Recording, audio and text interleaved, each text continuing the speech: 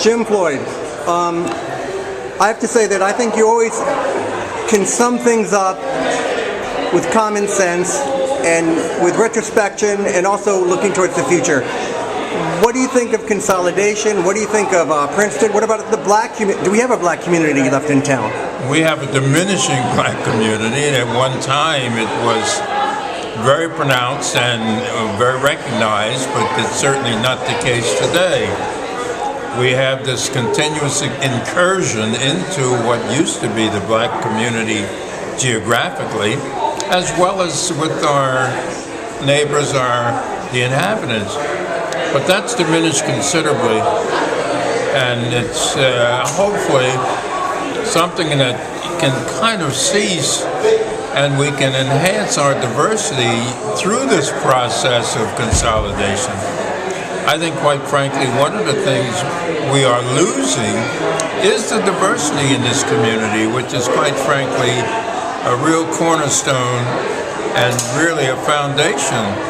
The community can look back and see that there were those who contributed, and there are no longer the descendants even of those who contributed to this community, love this community. I hope that as the new governance takes place, it does think in terms of what was at one time the foundation, and in my opinion, the diversity. Not alone ethnically, but the diversity that consists of citizens themselves who are diverse, but also the university, the Institute for Advanced Study. Those are educational institutions, but they are also citizens of this community. And I think that we have to be together in our efforts to make it a better community and not be at odds on a continuing basis. How do you think people can lower the heat between the university, between the town, between developers?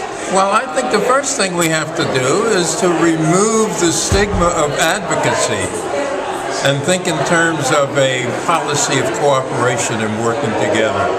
We all have a contribution we can make, and I think we should recognize that contribution.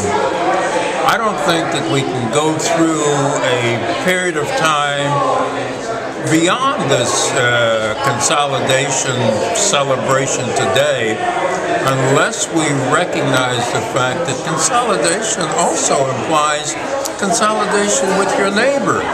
And our neighbors are all of the others other than ourselves. And when we think in terms of consolidation, let's think in terms of the contribution we all can make and be respectful of the opinion, at least until you've had a chance to talk with the person and not formulate opinion ahead of time. You do have the privilege of discrimination if that's your choice. You just don't have the privilege of denial. And I think most of us make that fatal mistake. We can discriminate and make choices, but we don't have that right of denial. Let's hear someone out. Let's listen to them.